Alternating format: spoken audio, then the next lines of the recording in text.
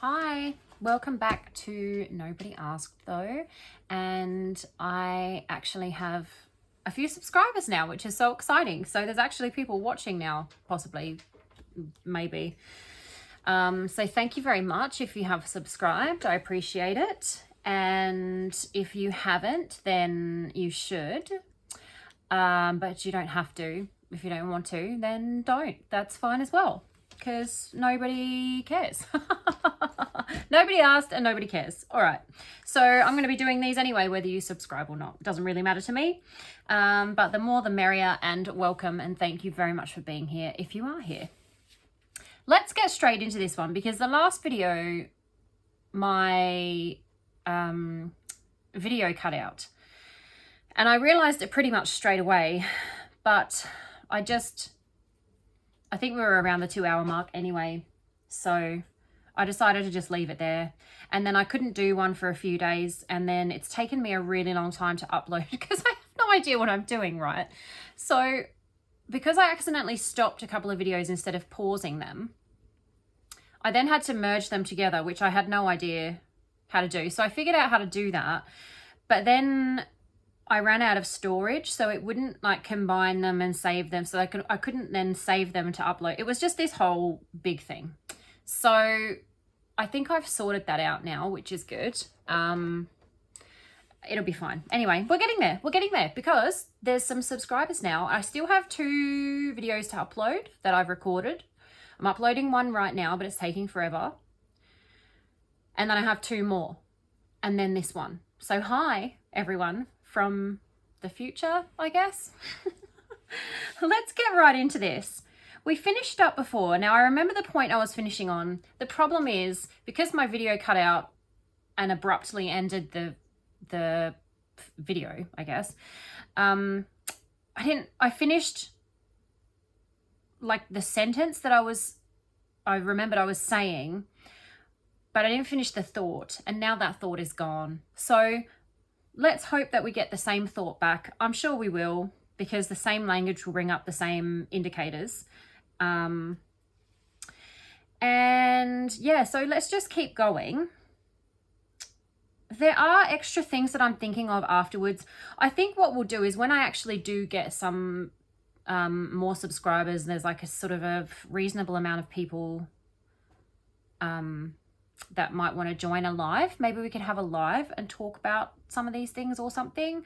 Or I might just do another video where I pop in all of the extra things I've been thinking about afterwards, and then we just sort of slot that one in, even though it won't be exactly where it was in the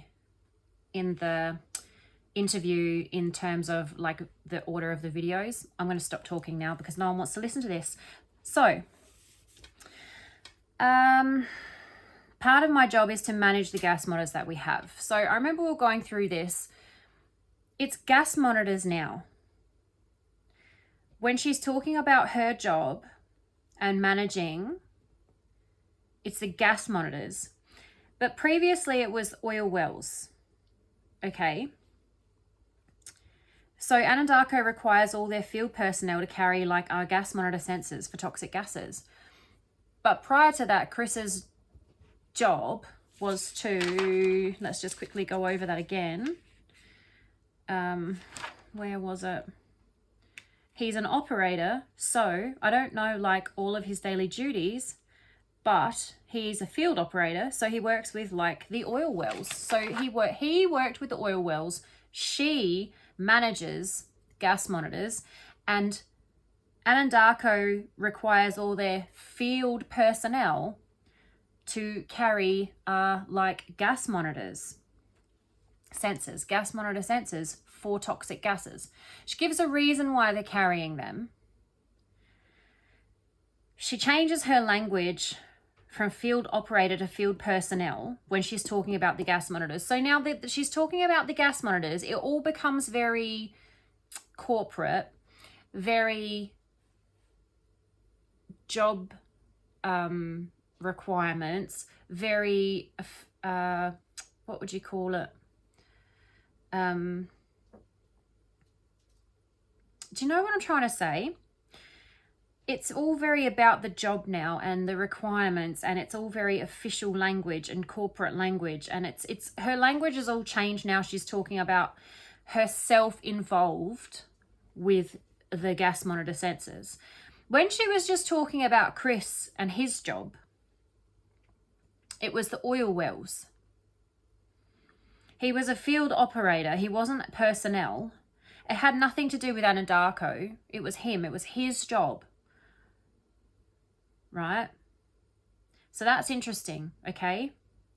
I don't know what a lot of this stuff, I don't know where this is going yet, okay? A lot of this stuff, but we're picking it up and we're making a note of it, because later on down the track, when obviously she can't shut up, right? She talks and talks and talks and talks. She thinks she's saying nothing. So what she's trying to do is she's trying to look like she's saying something, but actually saying nothing, like the filibustering, like Parks and Rec. If anyone's seen Parks and Rec, the episode of the filibustering, that's what it always reminds me of, and it makes me laugh. Sometimes when I'm watching these things, I'll just start laughing and nobody else knows what's going on in my head. So no one has any idea why I'm laughing. They just see me laughing or hear me laughing and they're like, she's a weirdo. And I am, and that's okay. But I am laughing for a reason, and it is funny. Like, it is funny. So she thinks she's looking like she's helping, and this is all her narrative. Like I said, this started at the very start. This is all her narrative. She's talking and talking, like she's trying to be so helpful, and she's giving them so much information. But the problem is it's all garbage. It's all useless. It's all completely irrelevant and useless information. But the thing about that is when you analyze language, nothing is irrelevant and useless, because even when she's trying to say nothing, she is saying something. She doesn't know that though, but we do. We know that. So it's good for us. We don't care. Talk as much as you like. Talk. Keep going, love. We're happy to sit here all bloody night, actually for like 100 videos, more like it, and listen to you. And that's fine, because we analyze every damn word you say. And we'll love it. So she's actually saying quite a lot here, because her language has completely changed. All right. So I'm going to quickly read what she said again, because these videos are very long, and we're going sentence by sentence, but sort of at the beginning of each video, I don't know what my cats are doing over there, but they are being very, very noisy.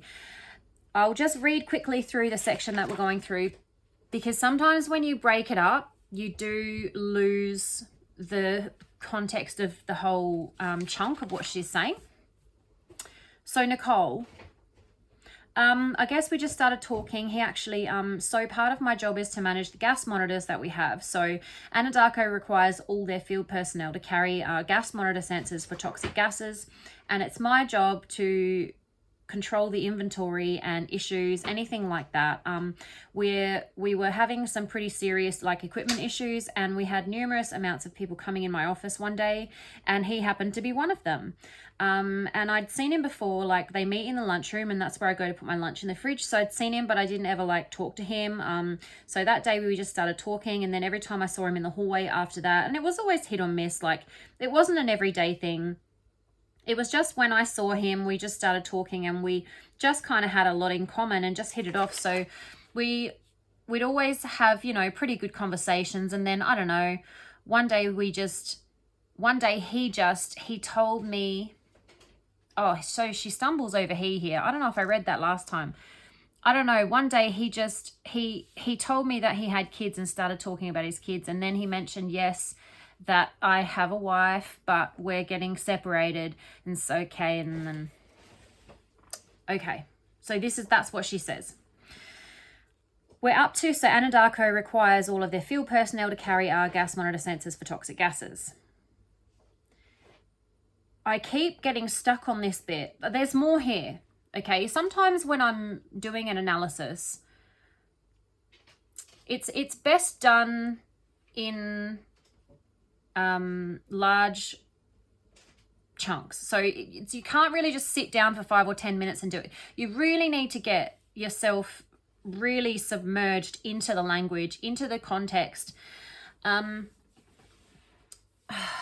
Look, I think there is a little bit of a fine line between immersing yourself into the context and sort of becoming the person and stepping into their shoes to really be able to feel the context and get a deep analysis into the language by sort of taking on that person's, stepping into their shoes, so to speak. I don't know if that's the best way to say that, but that's what I sort of mean. There are people that do this and they're very good at it. Peter Hyatt even cites a woman who does this. I can't remember her name. I will find out and I'll mention her. And there is someone else who does it that I've heard the channel I Don't Belong Here talking about. I can't remember what she said his name was. She said that he championed it. I don't think he was the first one to do it. I think anyone who's been doing language analysis, you do sort of step into the person's shoes because you need to, context is so important, right? So while we can't assume, and while we can't have a personal opinion, and while we can't read someone's mind, there is a fine line where you can step into their shoes in the context of the situation, okay? In their position, right? So in the position where we see Nichol here, as she's not a suspect, she's being interviewed as a witness, I guess. She's a mistress of a married man who was involved in something, okay? Now, I'll mention this now. So I have a little bit of experience with this. So I've mentioned before I have some anxiety, some PTSD, I've had some past trauma, okay? I'm not going to get into all of it. I'm not going to get into all of it, okay? It's not just like one thing. It's from several different things that happened to me. But I do have a little bit of experience with this sort of situation. And it does come up later, and I'm going to talk about it a little bit later, but I'll just mention it now.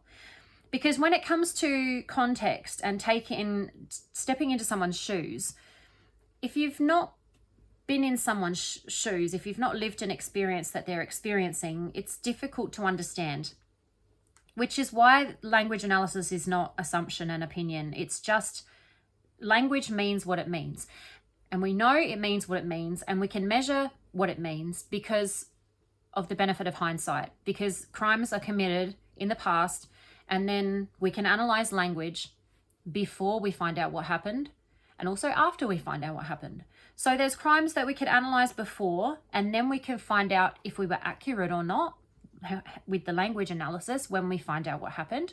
And then there's crimes that have happened and we already know what happened, and we can analyze the language and we can see where the result, whether it was this person who did it or what happened, we can find that in the language. Okay, so there's ways to gauge and to know that we're accurate, okay, or what is accurate and what means what. It just is. There's some people that don't like that, but it's too bad. It's just it just is, okay. So I have a little bit of experience. I was involved with someone, not seriously, really. I think he wanted it to be, well, he did want it to be more serious, but this is a long time ago now, before I experienced this other trauma. And there was just some red flags, okay? There was some red flags, and I was young and I didn't care. So I was just like, whatever.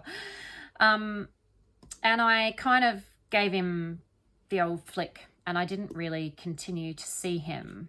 And he did chase for a long time. And look, he was not, like I said, there were some red flags.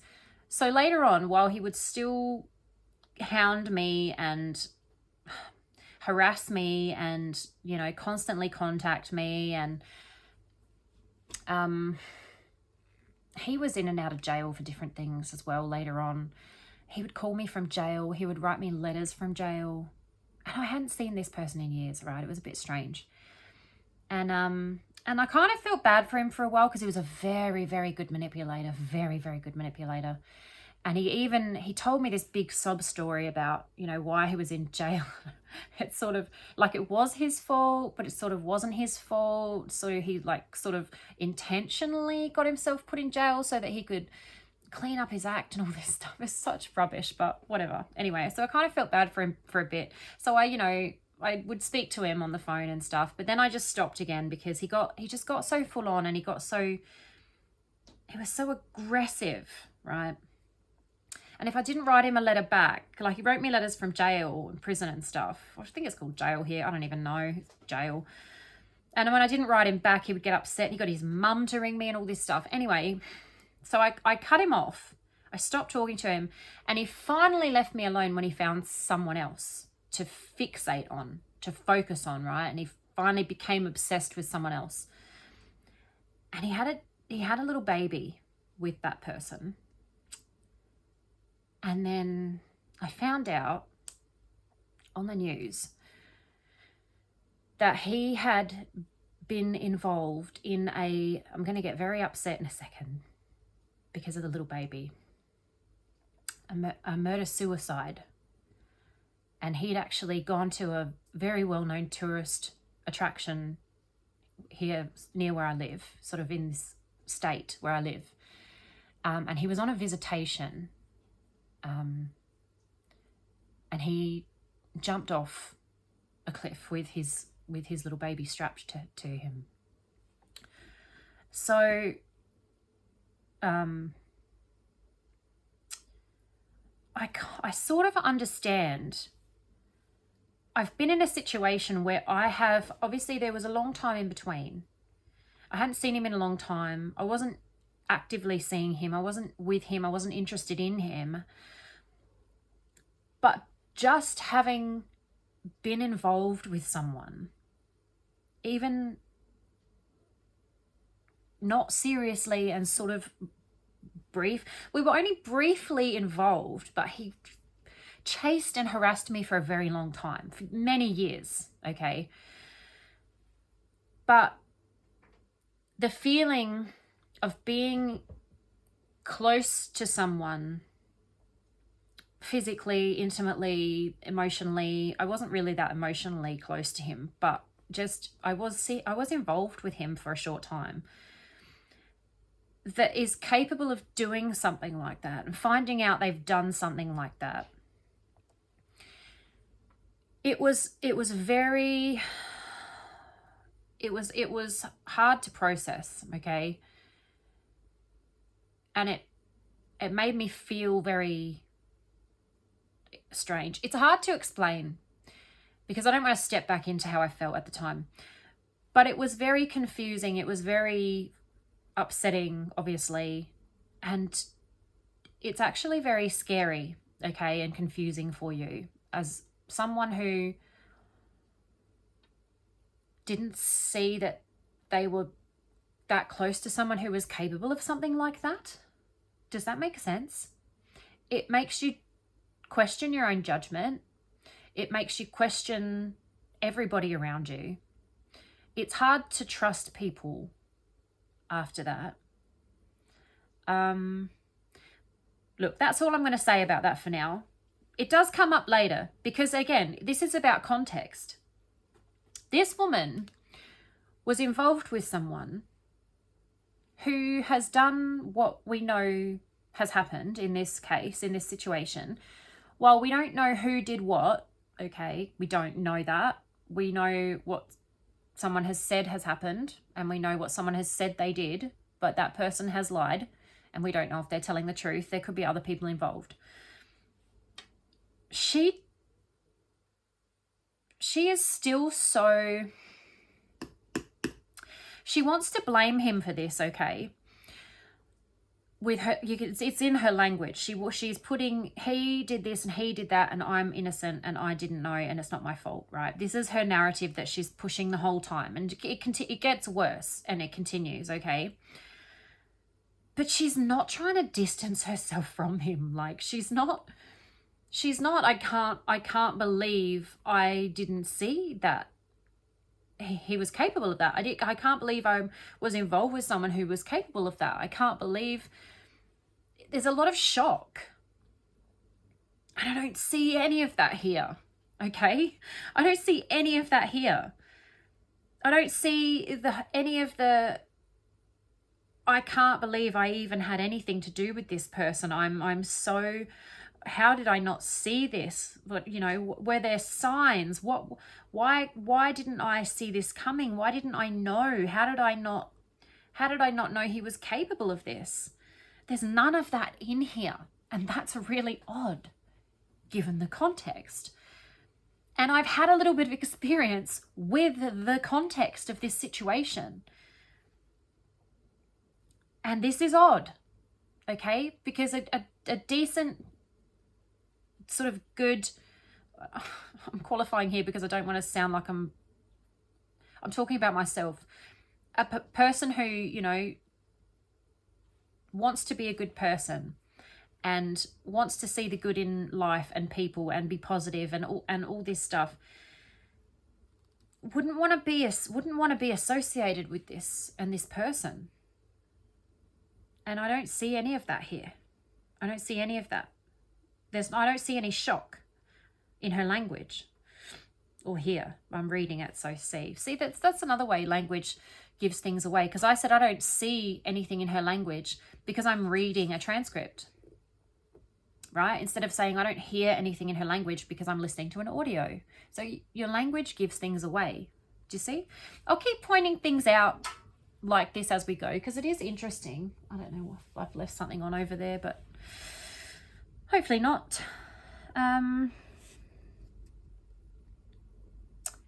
So her language has entirely changed now that she's speaking about herself and the gas monitors, okay? And this is what, I think I went on another tangent and didn't circle back. What am I trying to say here? Okay, so there's just so much in here that sometimes when I'm doing an analysis, I have to move on because something will bother me. Something will be bothering me and I can't put my finger on it right then. Okay, and I'll go over and over and over, and if something's not sitting right, something's bothering me about the language, but it hasn't clicked yet. I haven't figured out what it is yet. Okay, and like I said, because this isn't assumption and it's not opinion, I can't just have an opinion about it. It has to be in the language, right? So sometimes you don't piece things together right away and you come back or you go over it later and then it becomes clear. It stands out, jumps out to you, okay? This is another one of those. There was one earlier with the wedding ring on his finger, okay? And it was the on his finger part and I went over it and over it and over it and it was bothering me. And then I realized it's because she knew he was married and that's where it would be. Or there, that's where it would be. But it wasn't there. It wasn't on his finger. So this is another area that's bothering me. And I'm sure that we will come back to this. And we, you know what, we could do actual videos on certain parts that we want to come back to and go over again. That might be a better way to do this instead of me spending so much time on it, okay? So she explains what the gas monitor sensors are for. They were gas monitors previously, now they're gas monitor sensors, and she explains what they're for. So these gas monitors are so extremely sensitive to her.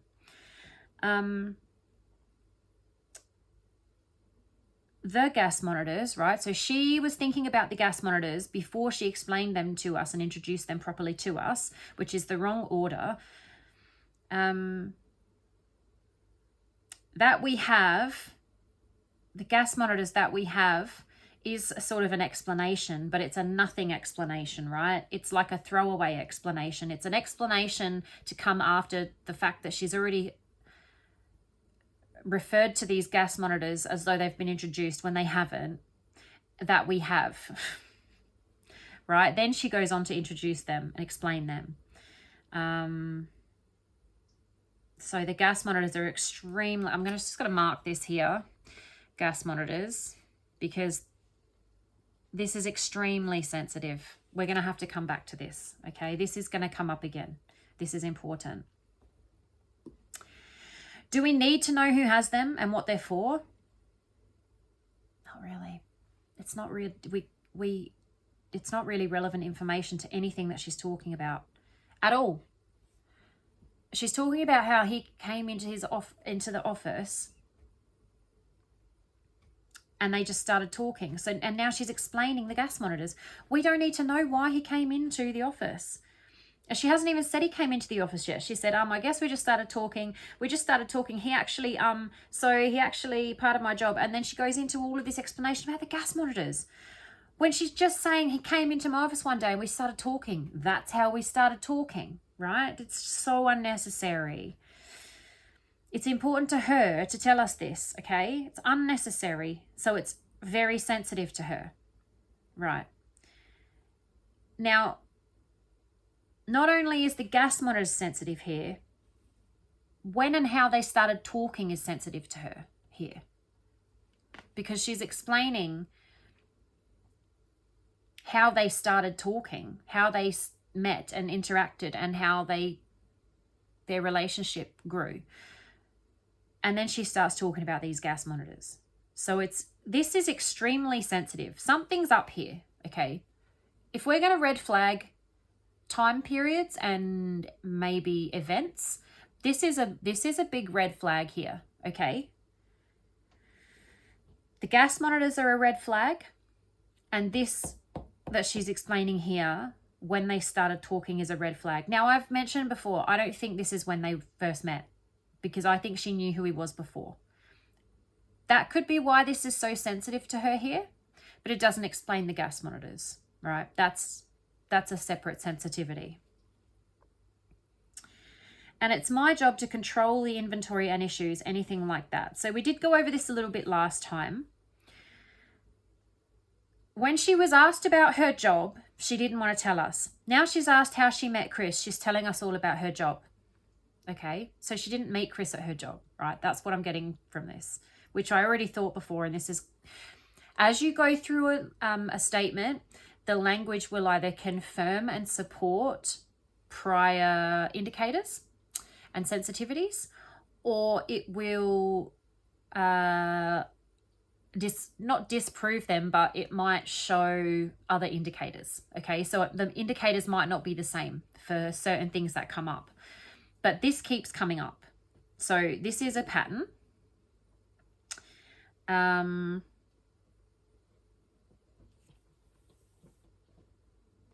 So her job is to manage the gas monitors that we have.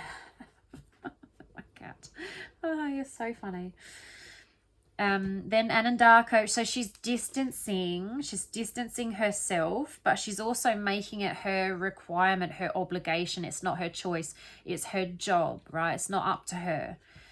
She's making herself very sort of superior, manage, control now. So it was part of her job to manage the gas monitors, but it's her job to control the inventory and issues. Anything like that. That would be part of her job, right? But this is her whole job now. So my job to control. So she's not managing, she's controlling, which is more authoritative language. It's increasing, okay? But she's gone away from the gas monitors. So when she's talking about the gas monitors, it's part of her job and is to manage. Managing is also kind of juggling, right? You manage symptoms. My cat's just grabbed hold of my sleeve. That's hilarious. You're so funny. You're so funny. So many toys. How much money do we spend on toys for our animals? And they play with our sleeve while we're talking. Okay. So Now it's her job, her whole job, not part of her job. So she's not distancing now. She was distancing from the gas monitors. She was backing off. Now she's not qualifying. It's my job. It's not part of my job. It's my job to control, not manage, control. Control is more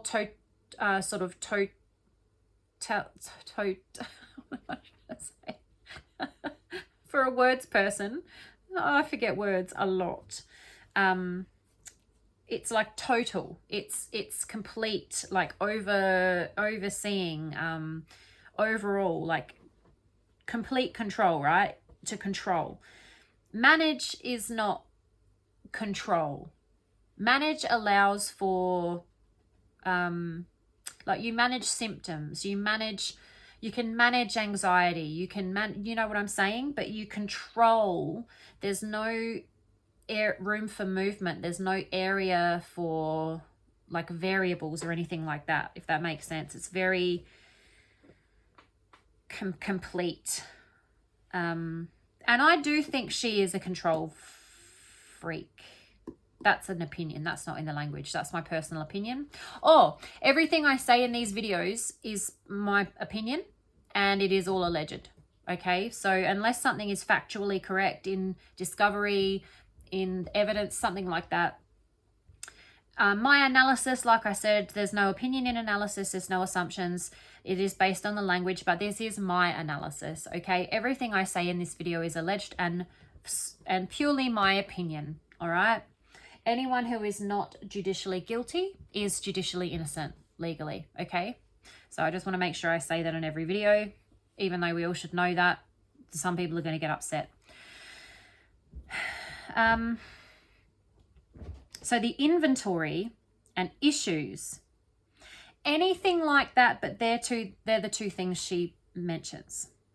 So it's my job to control these two things and anything like that.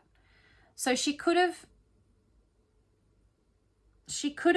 been more general in what her job was to control things, but she specifically specifies inventory and issues. Then she goes on to qualify and reduce it and minimize it and distance from it with anything like that.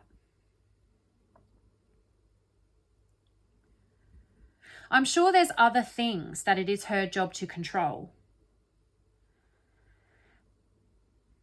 She doesn't say things like that or other things like that. She says anything like that. It's completely, it's overly generalized now. She's been specific and then generalized. So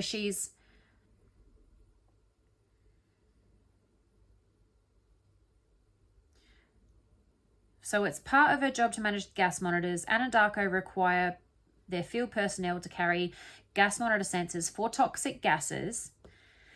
And it's my job to control the inventory and issues. Anything like that. Okay, this is bothering me again. So let's move on. She's repeating what her job is here when she's not asked about her job. Okay.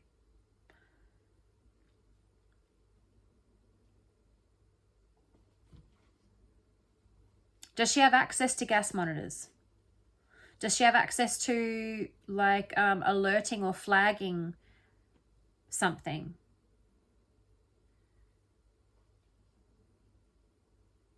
Does she calibrate them? Does she something to do with gas monitors here and her job? So her job was health, safety, and environment. Now part of her job has specifically become about gas monitors and very focused and sensitive about gas monitors. And now specifically, it's not part, it's her job, inventory and issues and anything like that. She carries on to say, we were having some pretty serious like equipment issues.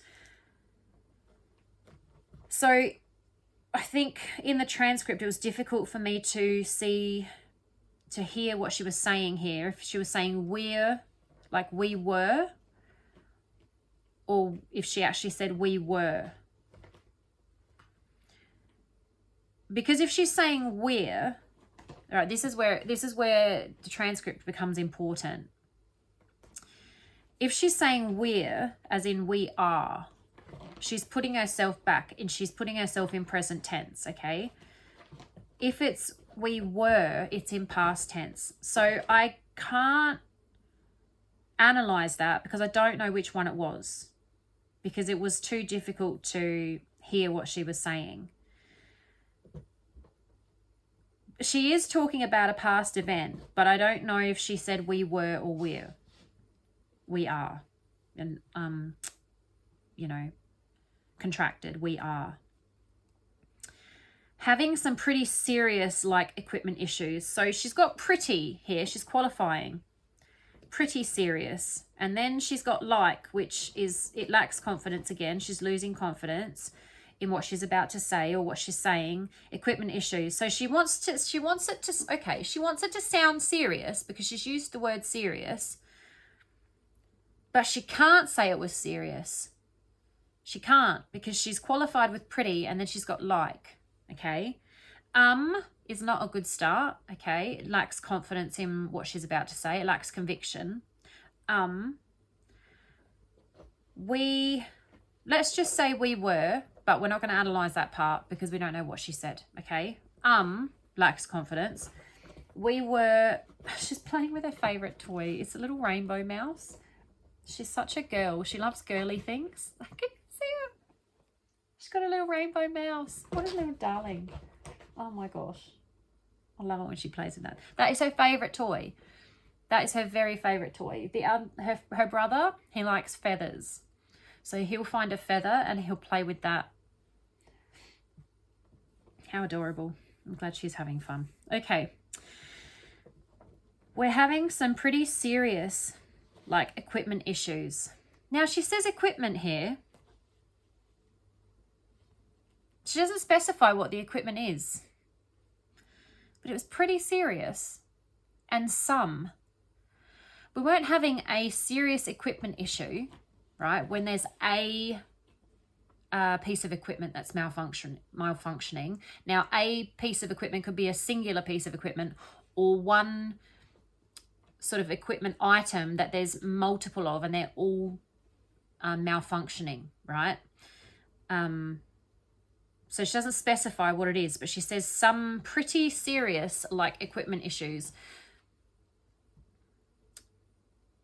So some normally means multiple, but it's also a qualifier and just reduces the conviction and the commitment to what she's saying, right? So she's got plural with some and issues, right? But that could be just to minimize it and to reduce it, to back it off, to distance, because she can't commit to having a pretty serious equipment issue because it wasn't, because otherwise she would just say it was. So some pretty serious, like, equipment issues could mean it wasn't really a very serious issue at all. Okay. Again, did she orchestrate something to have him come into the office? She's making an excuse for him to come into her office, but there wasn't a serious equipment issue because she can't tell us there was. So there wasn't one. But she wants us to think there was by making it sound like there was, but it's not the same thing. We. So whether it's we were or we are, she's we again here. So remember previously she was that we have, the gas monitors that we have, her and Anandarko, right? Now, we were or are having some pretty serious, like, equipment issues. So she's once again now unifying herself with Anandarko, right? She's sharing whatever it is she's trying to put across here. She's sharing it with Anandarko. They're together here in her language. But they separated when she was specifying about the gas monitor sensors that the personnel...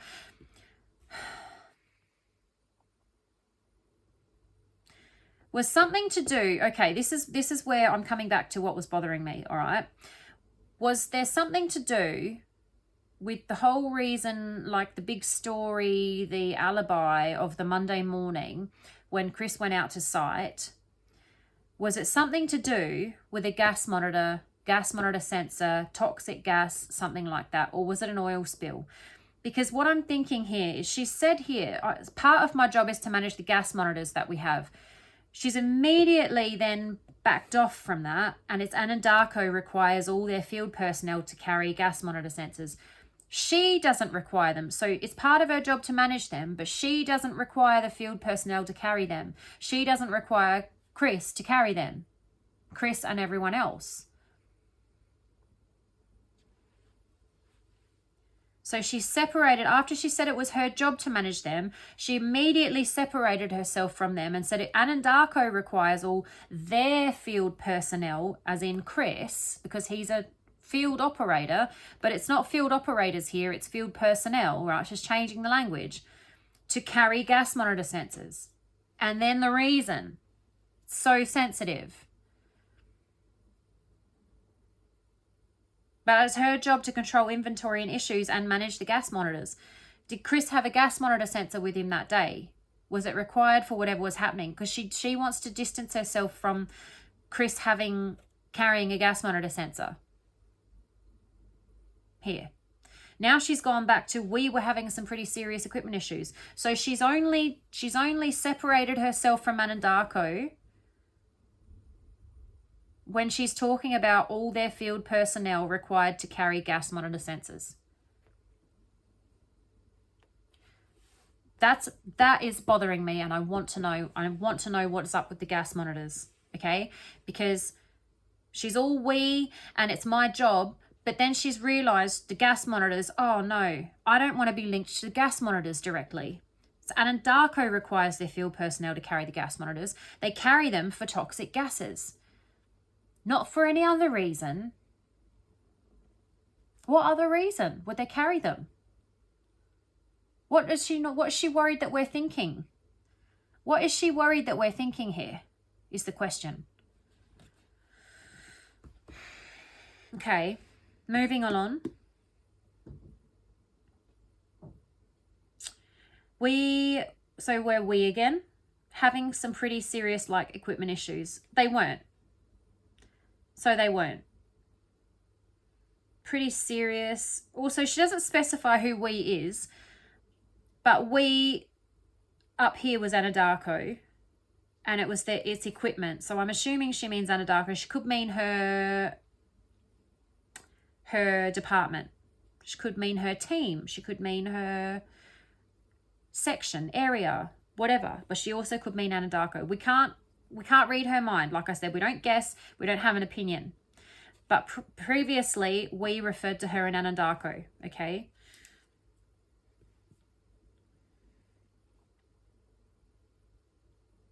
Now it's equipment.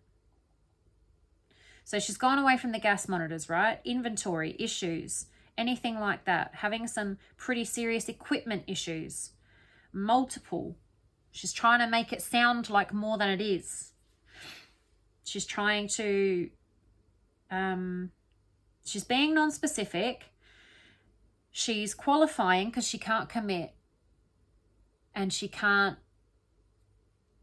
say it with conviction because it's not true, right? It's not entirely true. So they weren't having they weren't having serious equipment issues or a serious equipment issue, because she can't say that, okay? So that is not what was happening. That is sensitive to her. That is the reason that Chris was coming into her office. Did she orchestrate this? Please, if there's some... I don't want to get tunnel vision. This is why it's always good to have another analyst analyze the same statement, because you'll see different things. Like I said, even when I come back to things later on a different day or I'm in a different mindset, I see other different things in the language. So you don't ever want to get tunnel vision. So I don't want to just sit here and go, well, and this is what annoys me with some analysts or people that say that they are analyzing statements or forensic linguistics or deception detection. And they say this like they know, and they don't know, okay? There are things that you can know, such as they weren't having serious equipment issues, because she can't tell us that, all right? If she can't say it, we can't say it for her. And if they were having it, she'd be able to say it, all right? If it was true, she'd be able to say it. So we know that that's not true, but we don't know what the alternative is, okay? Now, I can say, did she orchestrate this? Because she's trying to make it sound like there was serious equipment issues, but there wasn't, because she can't tell us there was, okay? So I'm thinking, why does she want us to think there were serious equipment issues? That is the question, okay? Because she wants us to think this. Why? Because it wasn't that. That's why. But what was it? Well, we don't know, all right? Unless something else comes out in the language which tells us without opinion or assumption what it is, we don't know. And I can't sit here and say, and it annoys me when I hear people saying, she orchestrated this. She orchestrated it 100%. Because I can say, did she orchestrate this? Because this would indicate to me, it's so sensitive to her. She's trying to make it sound like it was not up to her. It's her job and equipment. Did she orchestrate this? Right? She's orchestrated this. But it's possibly. It's not definite. All right? So when I say stuff and raise questions and have sort of theories, it's coming from the language, but unless it's in the language, I can't say definitely for sure. And if it is in the language, I will say definitely for sure, because it's in the language, and I will say that it's in the language. If it's not in the language, we can't say that. So this is very sensitive to her. She wants us to think it's nothing to do with her personally. It's her job, right? It's the equipment. It's Anadarko. It's my job, blah, blah, blah, inventory issues, all this. But there wasn't a serious equipment issue. And she's explaining why he came in. So we know that she'd met him before. We know that she knew of him before. We didn't know she met him before. We know she knew of Chris before. One way I know that is because it's in the language, okay? But the way that we absolutely 100% definitely certainly know that, is because it's also in Discovery. Because she Googled him before that, okay?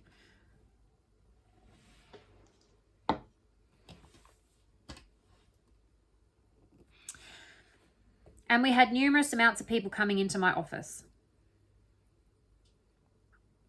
So we again, but my office, right? We were having some pretty serious equipment issues. So they weren't. And we had numerous amounts of people coming into my office. Not numerous people, numerous amounts of people. She's trying to make it sound like more. She's trying to make this sound bigger than it is.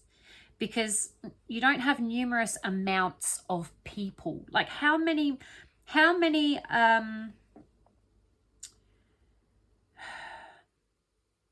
so numerous is a word that means many or multiple. Amounts is a multiple, it's a plural, it's numerous. People is multiple, it's numerous, right? She's used 3 words there to say that there was multiple and numerous, which is completely unnecessary and ridiculous. It's too much. This is persuasion. And as Peter Hyatt would say, persuasion has a need to persuade. Because if something happens, you just say it. But if you're trying to convince someone of something, then you need to persuade and convince and push and talk us into it. If something happened and it's correct and it's accurate, you just say it because it's the truth. The truth is its own I don't know if defense is the right word there, but the truth can stand on its own 2 feet. The truth doesn't need anything to lean on to back it up, right? It doesn't need help. The truth doesn't need help. Deception needs help. Deception needs persuasion. It needs convincing. It needs something to lean on. It needs something to back it up, right? So this is not an accurate account of what happened. Whether, regardless of what happened instead, maybe we don't know, but this is not what happened, because it needs too much help, all right? She's pushing too hard. She can't say it with conviction. She needs to convince us and persuade us, all right? She couldn't say before about the serious issues. She qualified that and backed that off. And now we're having numerous amounts of people coming in. She's making it sound like, you know, a festival or something where there's just, you know, all of these people coming and going. I doubt there's even that many people in the department. I doubt there's even that many field operators. You know, I don't know how many there are, but I mean, if Chris was one of the people in charge, it must have been a small pool, right? That's not nice. Apparently he had a photographic memory, but he did forget the helmets for the Power Rangers costumes at that party. And he did forget the phone when he was dressed up as Santa. He forgot a lot of things, but apparently he had a photographic memory. I don't know. What do you think about that? So it's we again, and is cumulative. Cumulative? I don't know. Sometimes I think I make up words, but I don't know. Everyone else does it, so why shouldn't I? That annoys me too, when people make up words that are already words. Like that, there's a word that already exists for something, but people's vocabularies are so small, or they're so ignorant that they can't be bothered to find out what the word is that they mean. So they make up a word.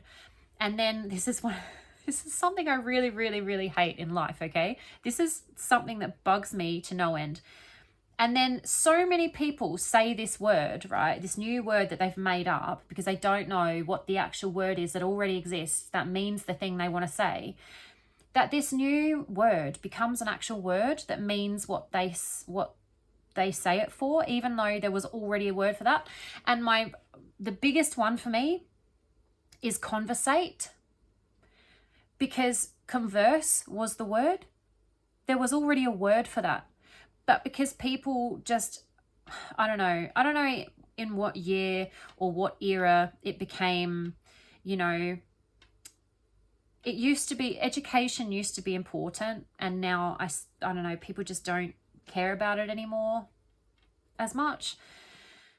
And people don't want to learn and expand their vocabulary, and they don't care about words and vocabulary, so they'd say conversate. And converse was the word that they meant, but they didn't know that word, so they just sort of made one up or used a word they thought was right but wasn't really an actual word. Now that's a word, guys, okay? It's in the dictionary. And I spent way too much time thinking about that. I hate it. Anyway, but maybe I'm doing that right now. I don't know. Forgive me. So, we had, and cumulative, it's an additional, it's extra, it's like adding on, right? So again, she's trying to make it like and, you know, not just this, but and.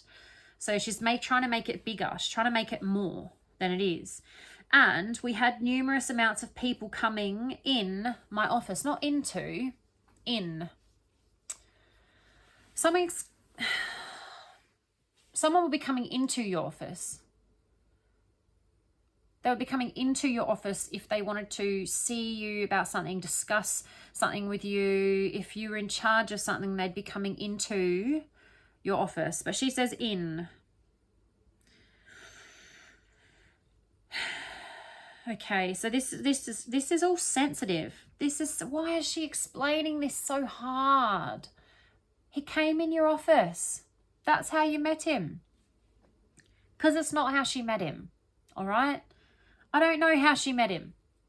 I just know she's trying way too hard to convince us of this, to persuade us of this, to tell this story. She's explaining way too much and too hard. It's too much.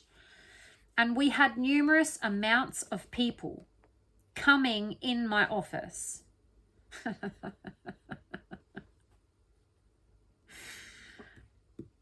Leave that one alone. So Chris came in her office. Coming in my office one day should be on the end of that sentence, but I've got it on the next one. And we had numerous amounts of people coming in my office one day. There's one day again. There's this vague, sort of forever, never kind of any time day, fairy tale sort of time reference. And another time reference, right? She keeps referring to time. Started is another reference to time, by the way. So she keeps talking about time over and over and over.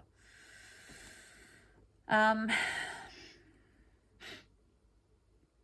we had numerous amounts of people coming in my office one day. All right, let's go through what I've got written here. We had in my office. So there's more than one person in her office at one time. Is her office a department with multiple people in the office? Is that why they would talk in the hallway and not in her office from that point onwards? Did she have a private office to herself? Or was she in an office that had multiple people in that office? You know how sometimes they can have the desks with the dividers and things, but in an office there's more than one person working in that space. There's multiple desks and multiple people, but it's at one office. Or did she have a private office? Because she said in my office here. But we had numerous amounts of people coming in my office. So we, is that her department? Is that her area? Is that health, safety and environment? Or was she just one health, safety and environment officer? And we is Anandarko. And because she doesn't want to specifically, because she needs to share that again. Because maybe she had something to do with why he came into her office. Maybe she's trying to set up a way to meet him, right? At work. Coming in my office one day. Pretty, oh, minimizers, that's from up there, that's from the previous one. I would have asked what the equipment issue was here, what these pretty serious like equipment issues were, just to find out what that was about, because it's very, it lacks confidence and it's qualified. Also, she uses pretty a lot. So I started making a note of every time she used pretty as a qualifier to see what context she uses that in generally. Because pretty can lessen something or it can sort of try and increase it. So pretty serious could be like, you know, decently serious, fairly serious, or not that serious. It's one or the other. So I want to know in what context she uses this word as a qualifier in general, because that can give us information when she uses it in other places. Does that make sense? Or if she uses it generally to increase something and then suddenly she uses it somewhere to decrease something, then we would flag it where it's changed. So if a generally, it's kind of like a baseline, but not really. But when in a general usage of the word, if she normally uses it to increase something, even though a qualifier reduces confidence, that's not what I mean. I mean it as an explanatory, like a descriptive word in her subjective language. If it's pretty late, is it very late, like 4 a.m., or is it 10 p.m., right? Is it making something more extreme, more severe, or is it lessening something as a qualifier? Okay. Sorry, it is a qualifier always, but as a description in her subjective language. And this is why there's no opinions and assumptions. Okay. It's just whatever the language shows, because pretty as a descriptive word is a subjective word. It can mean different things to different people. So we want to know what her pattern is of usage of that word, and then when it changes, we will note that, because that's a sensitivity. That's different. That's a change.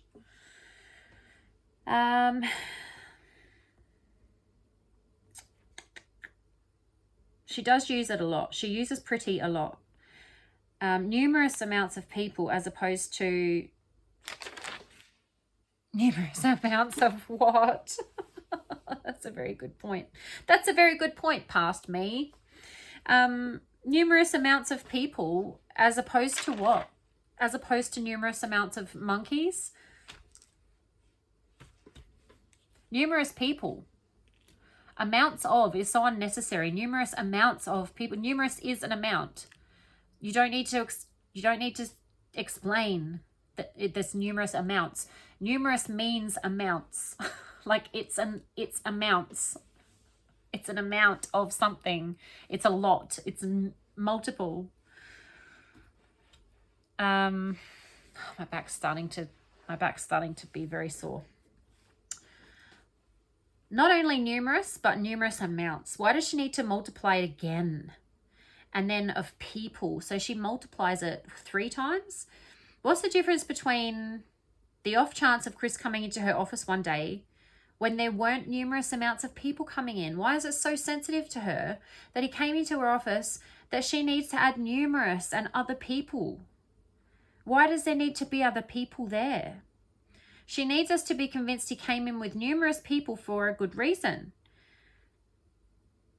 We must allow for the possibility that this was not the first time he came into her office, or this was not the first time she met Chris. In fact, she goes on to confirm this.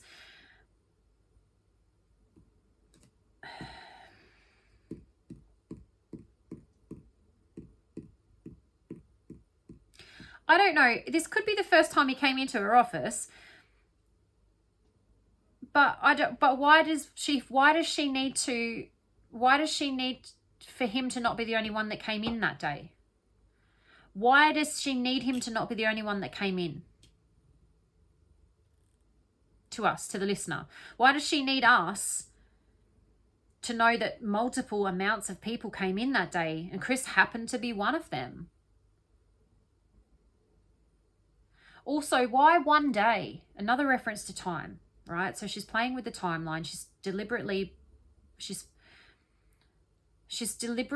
She's focused on time. Time is sensitive to her, right? So the timeline, the series of events and the order of events and the sequence and when they happened is sensitive to her, okay? She doesn't want us to have an accurate sequence of events. We know that already, but this is supporting that again. So I'm going to mention it every time so you can see how often that this comes up, because how often it comes up indicates how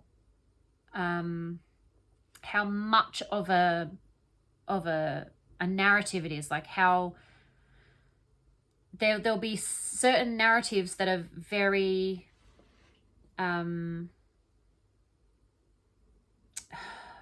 they're constant. They're like the main narratives, okay? Like it's like a main cast and a supporting cast. The main cast is in a movie or a show all the time, every episode. The supporting cast comes and goes, right? This is the main narratives. So, and the main themes. And one of the main themes is time.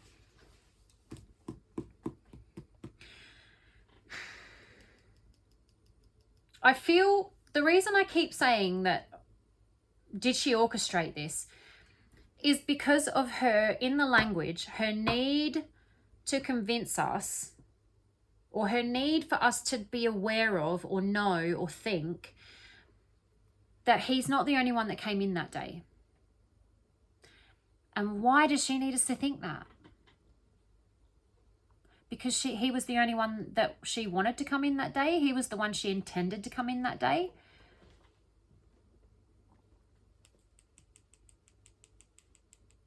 There's a reason she's telling us this.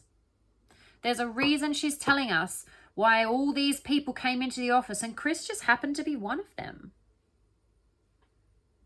He just happened to be one of them. It's bugging me. It's bugging me, and we're going to come back to it because I'm not going to spend any more time on that today. Because I'm just, so when I'm doing this, when I'm doing the analysis, not on video, but like when I've done this previously and written it out to then sort of use it for the video. Because if I just tried to do it all off the cuff, which I do it off, like on the spot, and I do analyze it off the cuff and on the spot in the video. But I also then have the notes because there'll be things that came out when I analysed it before that maybe haven't jumped out at me today. Or there'll be things that I didn't put in the notes that jumped out at me today while I'm doing it again, because I'm getting more information out of it every time I do it. So then I can read back through the notes. And if I've missed anything that I got the first time, it's in the notes as well, right? So I don't miss anything. In the video we get, I go through this and I do it for the video. Then when I do the video, we get extra stuff because extra stuff comes out at like live as we're doing it, right? But when I'm sitting here writing the analysis ahead of time, I will literally just sit and read that same line over and over and over, and then I'll read the one before it and that line, and then I'll read that line and the one after it, and I'll just read it over and over and over and over again to get so until the pieces fall in place, right? Until the language starts to pop out, until the analysis starts to make sense, okay? And I don't want to just do that on the video because it'll be very, very tedious and maybe annoying and boring to listen to. So I do a little bit when I'm on a train of thought and something I know something's about to appear, and I'm trying to put my finger on it. And we've had some really cool stuff come out in these videos as we've been doing them, which is so awesome. But I don't want to spend too much time on little lines because it'll just get boring for people, even though it's not boring for me. But it is really draining sometimes, and I do sometimes have to just stop, because if my brain's too tired and I've exhausted my brain trying to pull this information out and I'm just not getting there, then I'm going to just miss stuff. Right? So it's better for me to stop and then, come back to it the next day when I've had a sleep and I've rested and I've got more energy and my mind is back to 100%. So I'm going to move on from this one now, but this is bothering me. This is still bothering me because I feel like I can get more out of this language that could indicate why she wants us to know this. But I feel like I've exhausted my brain on it right now. I'm not seeing anything new. So I need to go away and come back to it later to see something new, right? But there's the one day again, and he happened to be one of them. If it's equipment that he carries, and everybody they were having serious equipment issues with equipment that he carries, and everyone was coming into her office, some multiple amounts of people, were coming into her office. Why did he happen to be one of them? Of course he was one of them.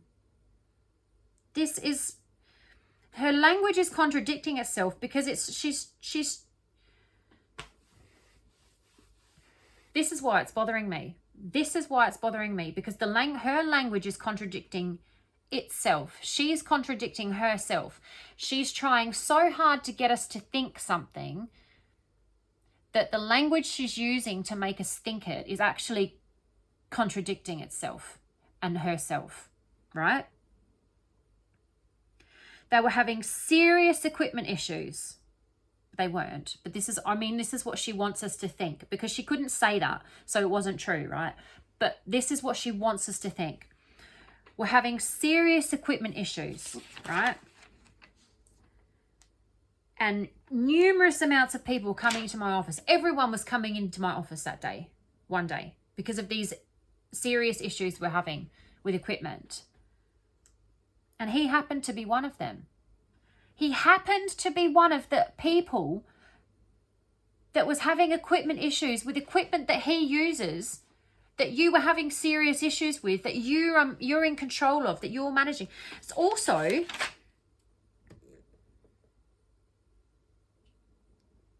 issues with what? What were they having issues with? Because she said, so she's health, safety and environment, right? Part of her job is to manage the gas monitors. It's my job to control inventory and issues. Anything like that. Inventory and issues are the two things she selected and she pointed out. Inventory and issues. Inventory is when you take inventory of something, it's records, it's location, it's amount, it's all of the data, right? Inventory is data, but inventory is data in relation to something. So if you're doing inventory for a store, it would be like your stock. You take stock for that inventory of the stock. So how many of everything do we have, right, in the store? Like stock take. Inventory is you count and you report. It's all the data about of certain things relevant to obviously whatever you're taking the inventory for. If you work I used to be a veterinary nurse, okay? So we take inventory of the medications and the controlled substances like morphine and stuff. We had to take inventory of that. That was a highly controlled substance. So inventory. How many of certain things, of everything, whatever she's not specific. So she's trying to be, she's specific but not specific at the same time. It's my job to control the inventory. Inventory of what? Of the gas monitors? Because she's just referred to the gas monitors here. It's my job to manage the gas monitors. Field personnel required to carry gas monitors. It's my job to control the inventory and issues, anything like that. With everything? With everything or just the gas monitors? What are you referring to there? And issues. She specifically said issues. Then she goes on to say we're having some pretty serious equipment issues. Equipment issues. Gas monitor equipment issues? She's repeated issues there. She's repeated issues there. But now it's equipment. So she's getting away from the gas monitors, like I said before. She doesn't want to say that anymore. She doesn't want to be associated with gas monitors anymore. Right? Now it's equipment, but issues, okay? So it's her job to control inventory and issues. Issues with inventory, issues with maintenance, issues with functionality, issues. What issues? What issues? Anything like that. Anything like that. Okay. And, no, we were having some pretty serious equipment issues. Not and, so it's not and, we're having some serious equipment issues. Like she's just said, she's in charge of issues. It's not, and it's my job to control inventory and issues, anything like that. And we were having some pretty serious equipment issues. Nope, it's So it's not, and it's not joined. It's not carrying on from that. She's stopped that and she's said something else. So because she said it afterwards, it sounds like and, but it's not and, right? It's Serious equipment issues with what? And so now it's related to the equipment issues. We had numerous amounts of people coming into my office because it's and, so it's to do with the equipment issues. But we don't know what the equipment or the issues were because she doesn't say.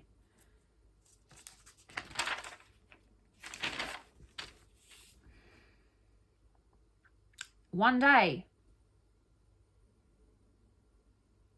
She doesn't need to say one day.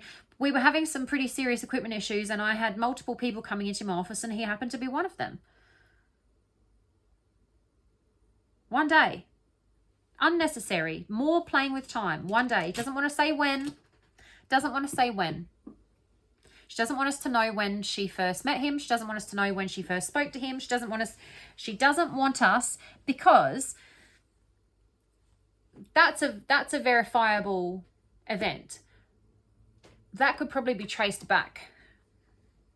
There's probably records, or if they spoke to someone from the company about if she specified what those issues were and when, that could be verified, right? She doesn't want us to do that. So she's getting away from that now. He happened to be one of them. Don't need to know any more about that. You don't need to know when that was. He just happened to be one of them, okay? Right? But of course he did. So why is she telling us?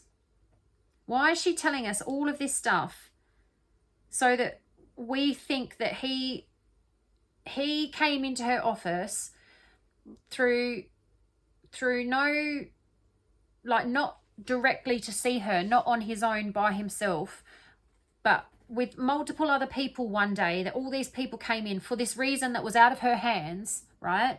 It was an equipment issue, serious equipment issue. And he just happened to be one of them. She uses the phrase one day a lot.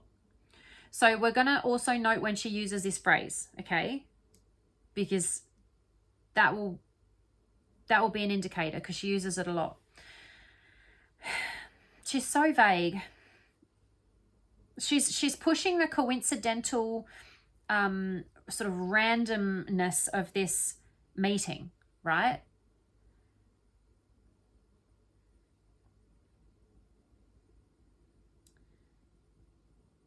So it's indicating that's not what happened, right? Because she's pushing it and she's there's so much unnecessary language. But why does she need us to think this? This is what's bothering me. Why does she want us to think? Why can't she just say he came into my office about an equipment issue one day? Why can't she say that? Why does she have to say he came in with all of these other people and it wasn't just him, and it was, about this serious issues they were having with equipment? It wasn't just that she sent him an email and said, hey, can you come into my office? I want to check your gas meter monitor. Like, maybe that's what happened. Maybe she actually singled him out. No. I do think that multiple people came into her office that day, but it's just odd that she needs us to know that. It's just odd. Okay. This is bothering me. I'm going to come back to this because it's the same thing over and over again now in my head. I'm just going over and over the same thing. And I'd seen him before. Why does she need to tell us this? Why does she need... She's telling us the first time she met him, but she can't just say he came into my office one day. And I'd seen him before, because we knew that she knew who he was before. I think she's worried because she doesn't know at this point, right? She doesn't know while she's speaking to the police what they know, right? She doesn't know what they know. She doesn't know maybe if they've got Chris's phone, Shanann's phone, searches they've done. maybe her work computer, her work phone, stuff like that. It sounds to me, and this is in the language, but it's in the language that she needs us to believe something, right? She needs to tell us something. And it's, why does she need to tell us something that's important? That's the important thing, okay? So she needs us to think this because it's not true, right? She needs us to think this because this isn't the case. Because if it was the case, she would just say it and it would just be true. And there would be no convincing. And if we said, well, I don't believe you, she would say, well, it's the truth. That's it. It's the truth. I don't know what else you want me to say. You know, the truth doesn't need any help. It's just the truth. It just is. You can believe me or not believe me. It doesn't change it. It doesn't change anything. This is what happened. She needs us to think this. And she's doing so much work to try and get us to think this. That why? Because she's saying he came into the office one day, but then she goes and said, and I'd seen him before. She doesn't need to say that. The question wasn't, when did you see him? So, is there something that she's worried that is possibly verifiable? Like there might be a witness or evidence somewhere, right? That can show that what she's saying is not correct. That can show that what she's saying, that she met him before or saw him or knew of him before, right? Because we know she did because of the Google searches. It's just a fact in discovery. We know that, right? But they didn't know that at the time of this interview, I don't think. That came out after this interview. But I don't think she knows what they know. So the fact that she needs to sort of cover all her bases, does that make sense? Because she's saying he came into this big story about the issues and the office and all these people came in. He just happened to be one of them. And I'd seen him before. Okay. And carrying on from that, and I'd seen him before. Okay, but did you meet him? Like, okay, so what? Well, why does she need to tell us that? Because does she want to cover all her bases so that they can't go, well, you said that you met him that day, but you'd seen him before that. Did you meet him before that? So she's saying, I'd seen him before, to cover all her bases, because she's just saying that he came into her office one day. But now she's telling us she'd seen him before that. Okay, why do you need us to know that, right? And I'd seen him before. Now, that is a very confident. It's said with conviction. It's simple, it's short. And I'd seen him before. Past tense, the pronoun I, she's present in the language. And I had seen him before. I'd seen him before.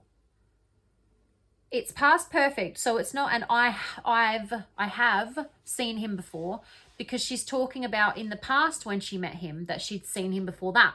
So that makes sense in the context, the tense that she's using. And I had seen him before that day that he came into the office with these multiple people, right? Now I've got written here, so this lacks confidence. So this shows that she's nervous, right? She lacks confidence in this. She doesn't want to say this part, or she's a bit nervous about saying this part, or it lacks confidence, right? But it's and. So was she thinking twice about mentioning this bit? There's a little bit of a pause there in her head. She's sort of stalling, right? And I'd seen him before. She doesn't say at work.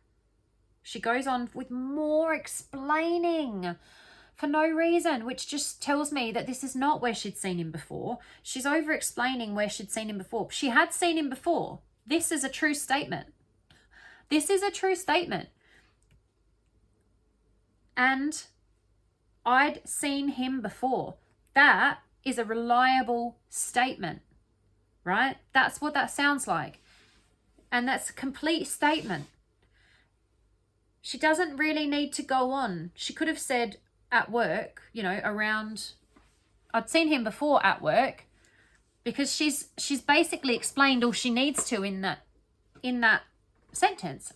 I'd seen him before, not I'd met him before, not I'd ran into him before, and I'd seen him before, which implies she saw him. She didn't speak to him. She didn't meet him. She'd seen him at work, around the place, wherever, whatever. They worked in the same company. They worked in the same building. Of course, she'd probably seen him before. It's not an odd thing to say. She doesn't need to explain it any further.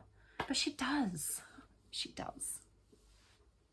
But let's read what I've got here for that one.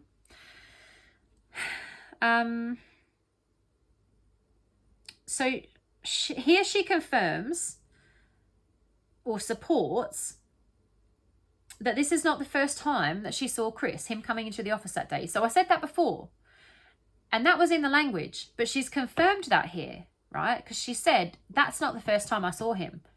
We knew that, but thank you.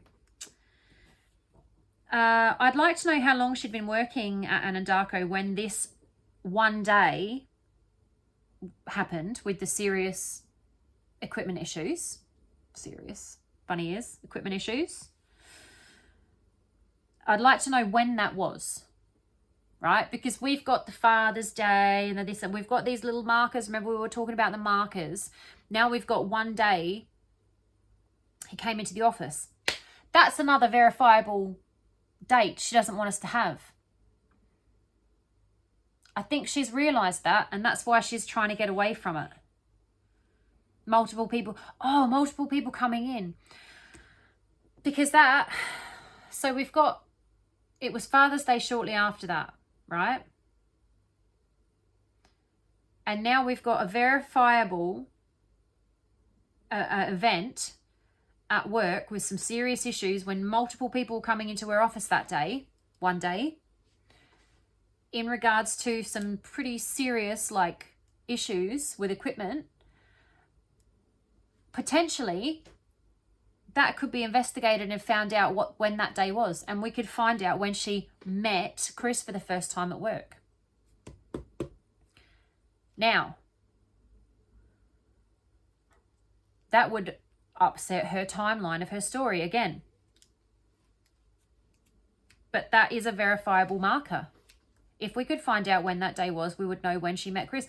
If they could chase up when that was, they would be able to say when she met Chris at work, and there would actually be a starting point for when they met at work. They would have she's told them when they met at work. She's told them. No one investigated. No one bothered to check. So we would actually have a starting date, a starting point. Instead of, June, sometime in June, probably early June, maybe May. No, we would have an actual day that Chris came into her office and they spoke for the first time. Okay, let's move on.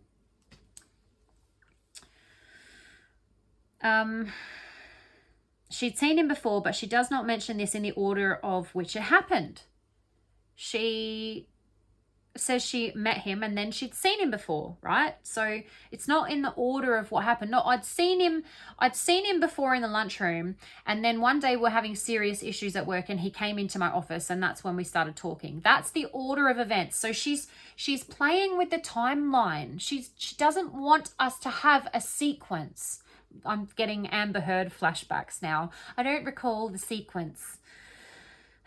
She doesn't want us to know the order in which things happened, the timeline in which things happened, the days, the dates. She doesn't want us to have any markers, all right? She doesn't want us to know anything specific.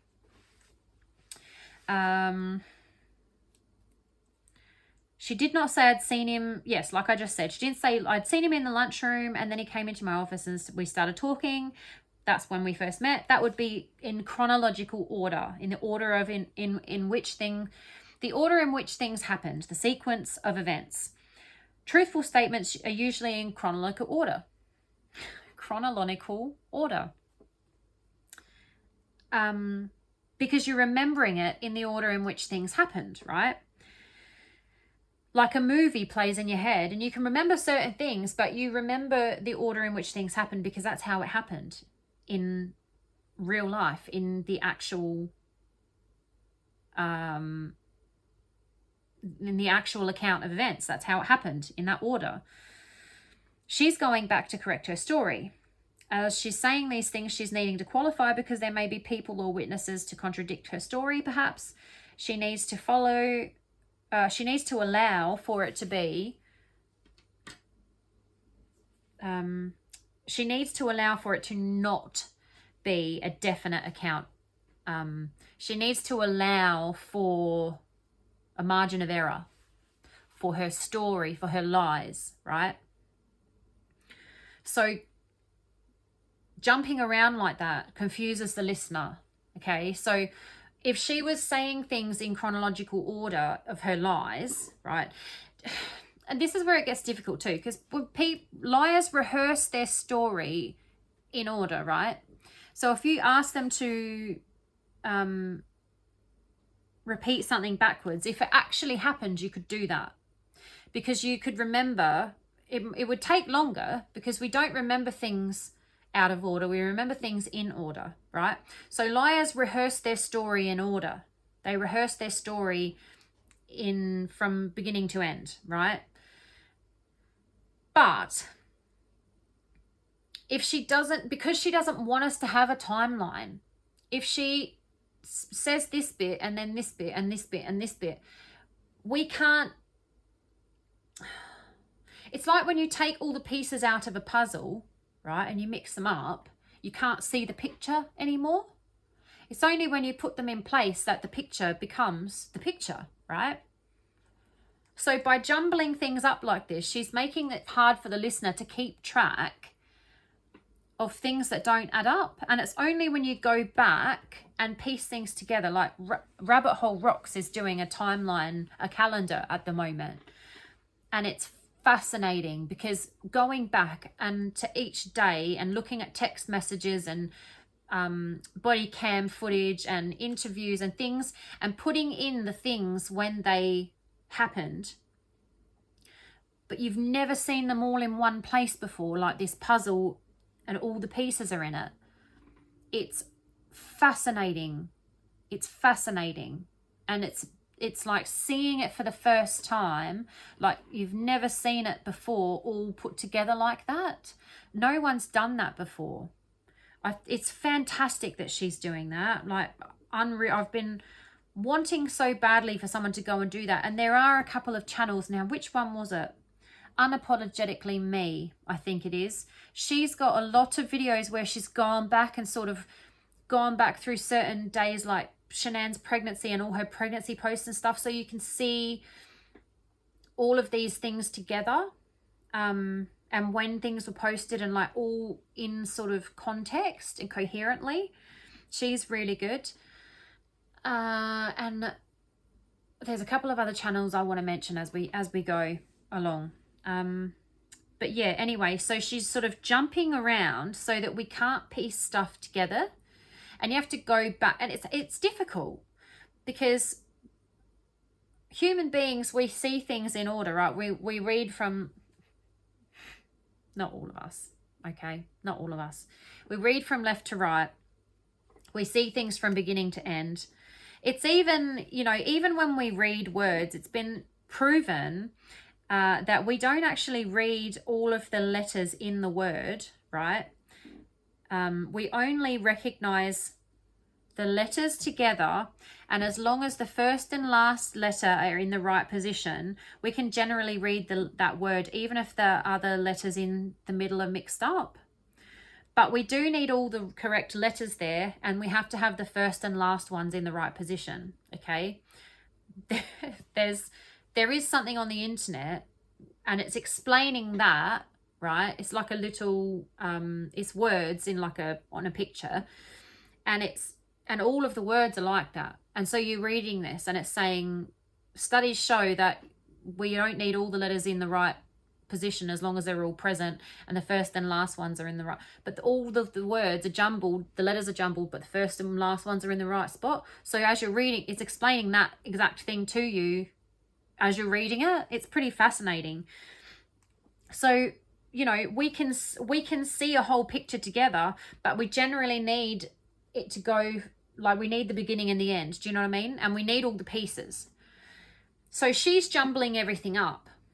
So we can still understand it in our minds. We think we're understanding it, right? Like the letters in those words.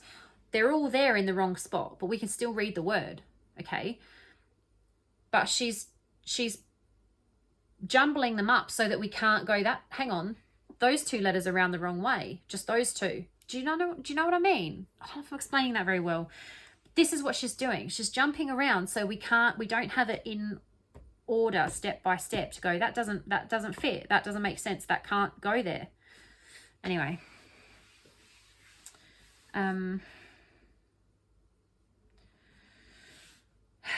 she's playing with time. Truthful statements are usually in chronological order because you're remembering it in order that it happened, like a movie plays in your head. So she's going back to correct her story. As she is saying that these things, she needs to qualify because there may be people or witnesses to contradict her story. She needs to allow for it to not be a definite or correct account. She needs the margin of error. So I feel like there might be something that's verifiable that she's not sure what they know, okay? And so she needs to qualify and correct the record and go, I met him on this day. I'd seen him before, to allow for something, right? To allow for something. We don't know what that something is. She knows what it is. It's in her head.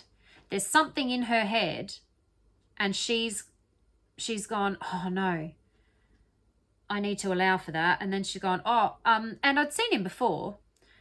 Like, they meet in the lunchroom. Like, who's they? Like, his team?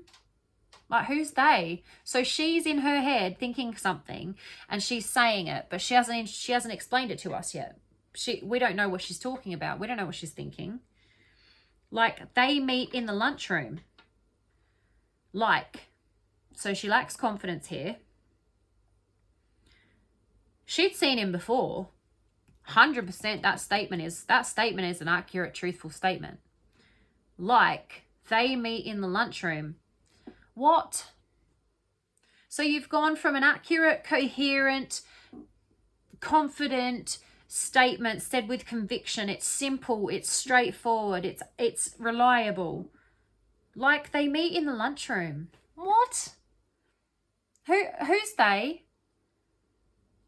Who's they? His team? She's thinking about who they are, but she doesn't tell us who they are. So are they the numerous amounts of people that she mentioned before? The numerous amounts of people that came in her office one day, not into, came in. There's more there. I think my brain she is so draining. This woman is so draining. I've done analysis before, and I've never done anything like this. Like, I've done analysis before that were draining, but never anything like this. Never anything like this. This is unreal. She makes my brain feel dry. She makes my brain feel like a sponge that's just been squeezed out, and it's dry. There's nothing, it's squeezed dry. There's nothing more to come out of there. And I feel like I need to go and wet it because it feels like, I don't even know how to describe it. She drains me. She drains my brain. She drains my energy. She drains even my voice when I finish these videos. I feel like I can't talk anymore. I just have to go and go to sleep and rejuvenate and re-energize. How could people be around her? How... She couldn't have been very popular. Okay? Because, all right. For a minute, let's just 140. We'll see how we go. I just want to go off track for a second. I want to talk about something that's not analysis for 1 second, okay? Because everyone that's here, or the few people that's here, and everyone to come, we're all on What's Island, right? We've all been on What's Island for a while. We all know what's what. We all know what's going on. We all know what happened. We all basically are familiar with the case.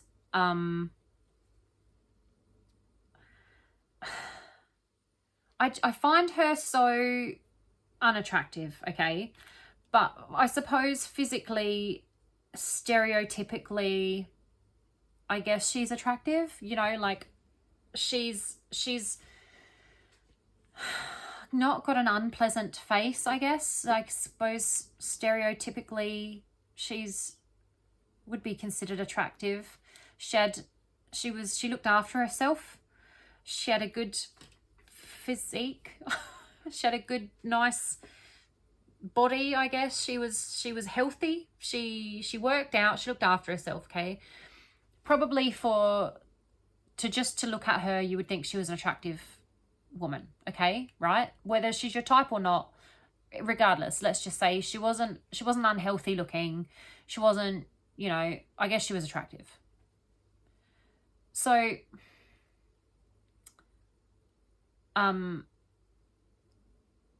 she couldn't have been that good of a, what am I trying to say? For her to go after Chris, and for Chris to be the one that she was seeing, she couldn't have been very popular, right? She couldn't have had a lot of options, right? Do you think? Because, I mean, I know he just lost all this weight and everything.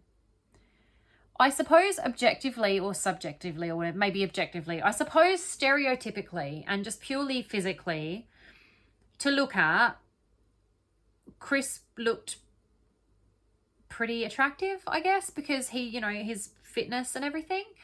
If purely that, right? I suppose he was looking good. He was probably looking the best he had looked in his life, I think. And he was looking after himself, and he was healthy, and he was working out, and I suppose he had a decent body.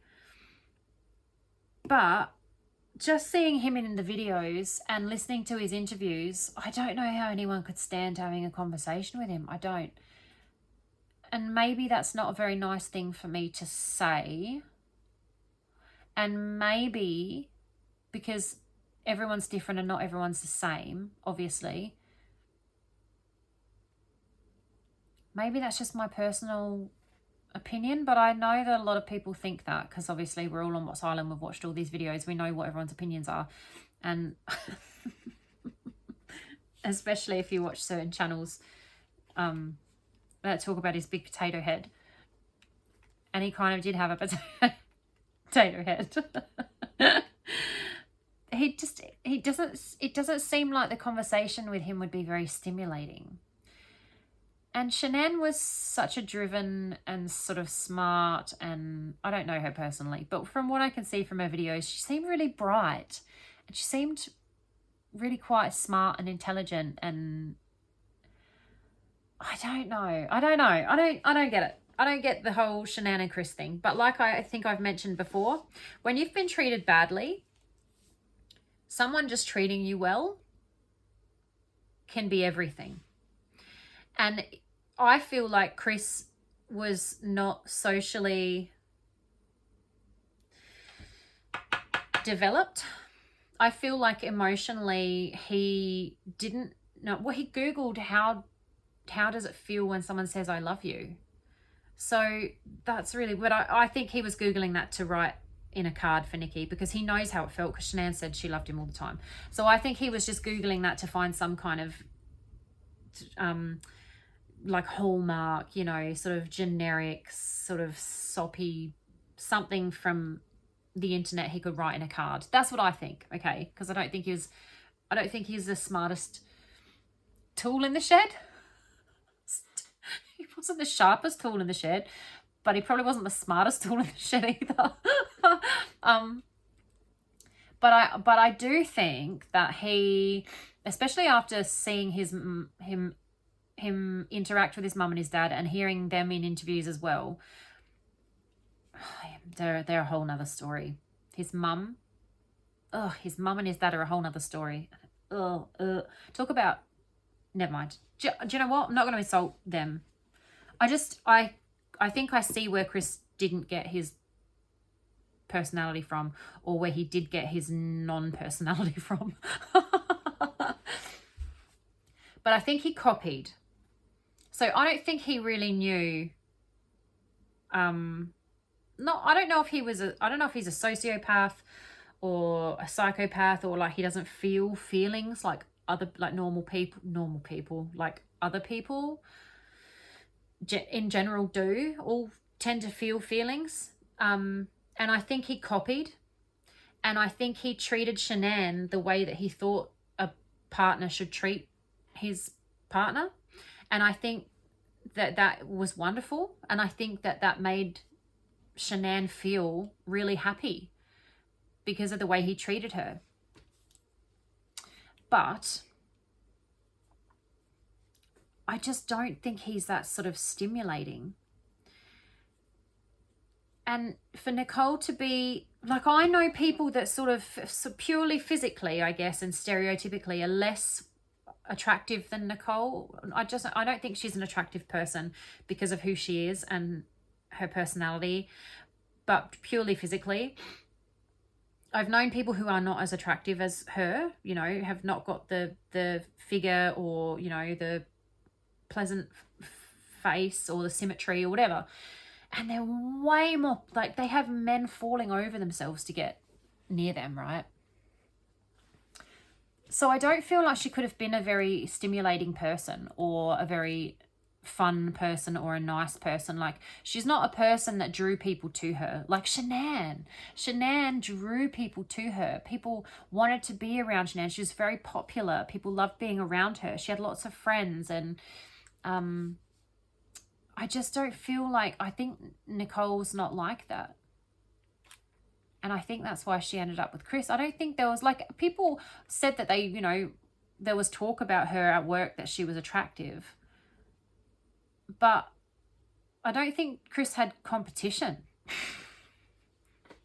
I don't think he had competition. Anyway. I think I've just gone on another one of those tangents.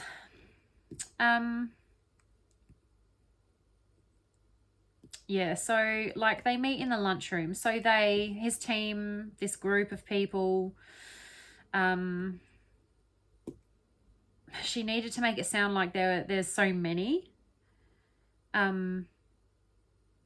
She's thinking of someone in her mind, but she doesn't explain to us who they are. Is it his team?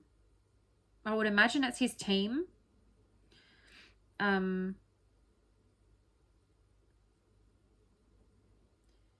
So she's telling us that she'd seen him before, like they meet in the lunchroom. She didn't say I'd seen him in the lunchroom before.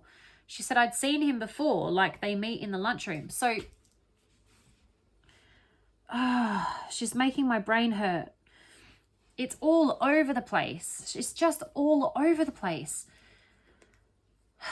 And I think she must be in fight or flight because she's in the police, it's the police or the FBI, I'm not sure. But she's in an interview room speaking to the police. She must be in fight or flight. She must be freaking out, right?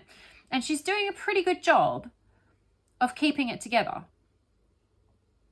But this, and I'd seen him before, like they meet in like, it's just so much, it's unnecessary. We don't need to know any of this, right? But she's telling us this. So it's important.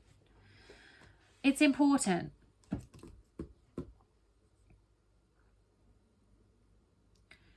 And that's where I go to put my lunch in the fridge. Like, they meet in the lunchroom. Like. So this is her having seen him before is sensitive. She goes on to over-explain and explain unnecessarily. So her having seen him before she met him in her office that day, which should be a verifiable day, again, this is sensitive to her. So now she's gone back into the, oh no.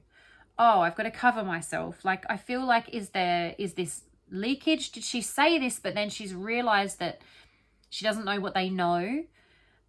So she's got to cover for herself. So then she's got to make up this story. So it sounds like she's giving information, and it sounds like maybe this isn't the case at all, but she's saying this so that we think this is how she'd seen him, which we know she'd seen him before work. So that is true.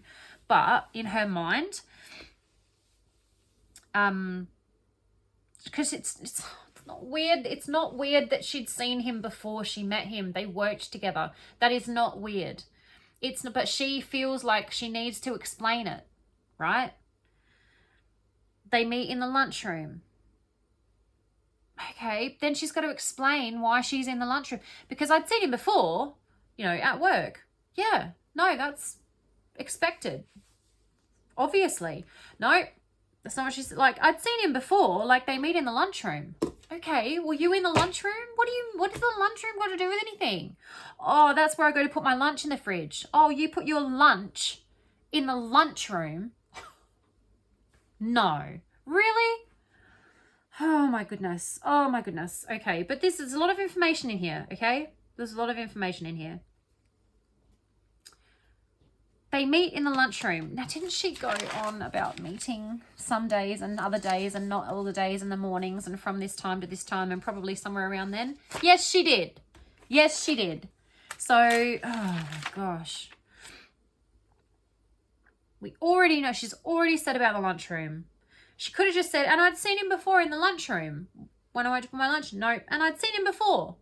Like, they meet in the lunchroom. She's already said this before. Right? She's already told us all this nonsense, garbage, mind-numbing lunchroom crap, right? Oh, now she's saying it again. She's saying it again. They meet in the lunchroom, right? And that's where I go to put my lunch in the fridge. Okay, Nikki, you go into the lunchroom to put your lunch in the fridge. Thanks for telling us that.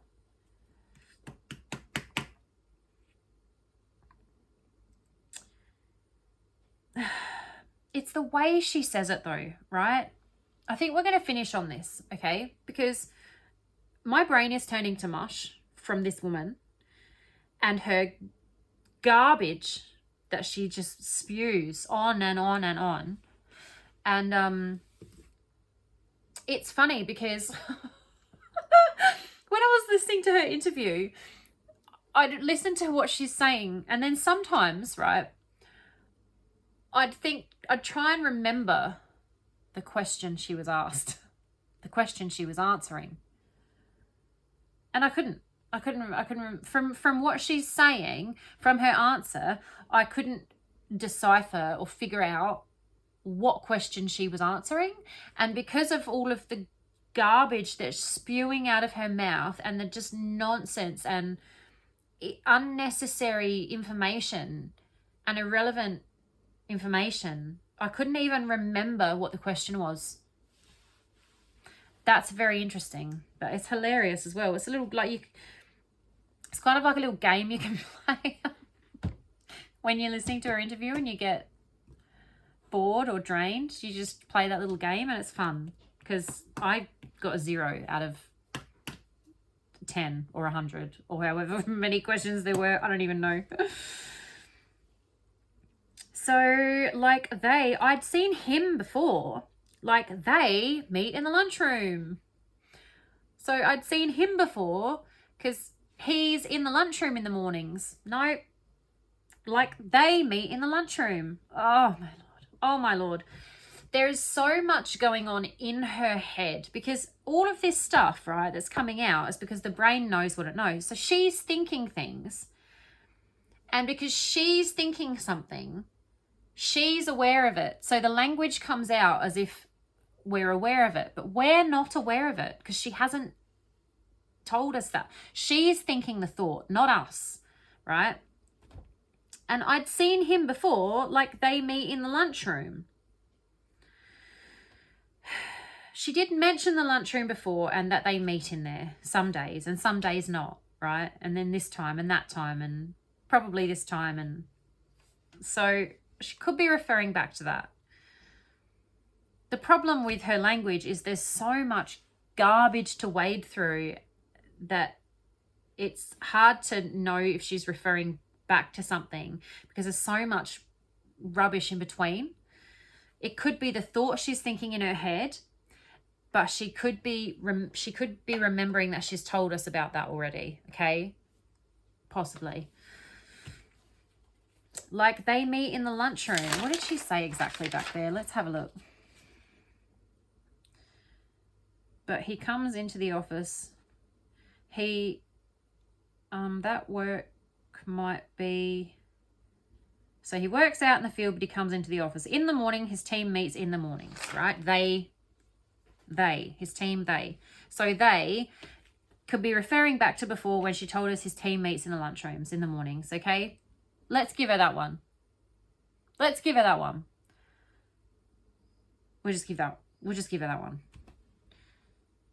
In the lunchroom. And following on from that, that's where I go to put my lunch in the fridge. That's not where she puts her lunch in the fridge. That's where she goes to put her lunch in the fridge. Ugh.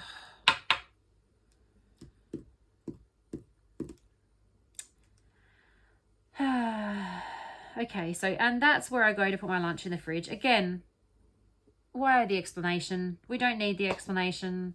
I'd seen him in the lunchroom before. I'd seen him at work. I'd seen him around at work before. We don't need this. We don't need this. But she's sensitive about having seen him before and where and when, okay? We already knew this, but that supports that. I'm sure she's seen many of her co-workers or various employees that she doesn't talk to or liaise with day to day around at work.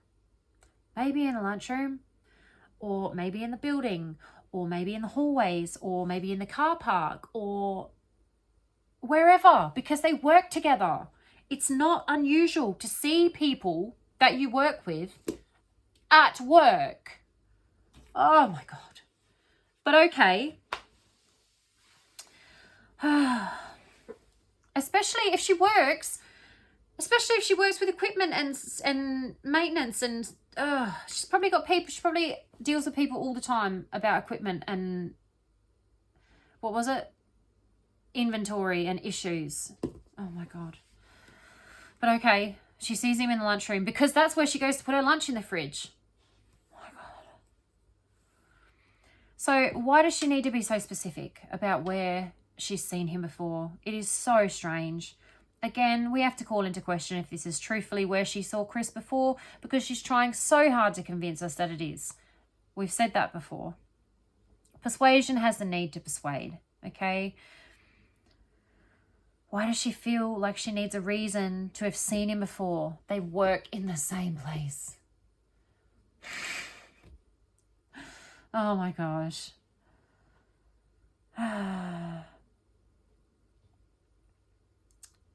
I've crossed some of this out. I think I just highlighted the wrong thing. I'd seen him before, but we'd never spoken until he came into my office. Or I'd seen him in the lunchroom. No need to explain why she was in the lunchroom. She's allowed to be in the lunchroom at the place that she works. She doesn't need to explain why she's in the lunchroom, seeing other people in the lunchroom. And one day he came into my office about an equipment issue, and that's when we started talking and we hit it off or whatever. There was no need for all of this explanation and the where and the lunchroom and all that, but she felt it necessary, okay? And she's not even done yet. And she's not even done yet. And that's where I put my lunch. Nope. And that's where I go to put my lunch. Nope. And that's where I go to put my lunch, in the fridge. Does it matter if she specifically puts her lunch in the fridge? Oh my gosh. Yes. Yes. To her it does. To her, we need to know that she specifically goes into the lunchroom to put her lunch in the fridge. She doesn't go into the bathroom to put her lunch in the fridge. She goes into the lunchroom to put her lunch in the fridge. Does it matter where she puts her lunch? Yes. Okay. Because there's a fridge in the lunchroom. So in her mind, that makes her story more believable, right? There probably is a fridge in the lunchroom. I believe her that there's a fridge in the lunchroom. I believe that's true. I believe there's a fridge in the lunchroom, okay?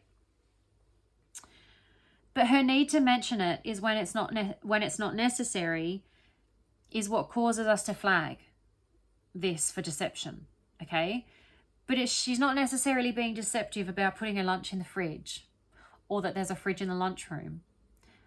But that the fact that when she'd seen him prior to meeting him in the office that day, it was when he's in the lunchroom in the mornings with his team meeting sometimes and some days, and then some days, and sometimes they were all in there and sometimes others are in there, and they're not always all in there all at the time. And then like they meet in the lunchroom, and that's where I go to put my lunch in the fridge. Oh my God. Oh my God. We don't need all of that.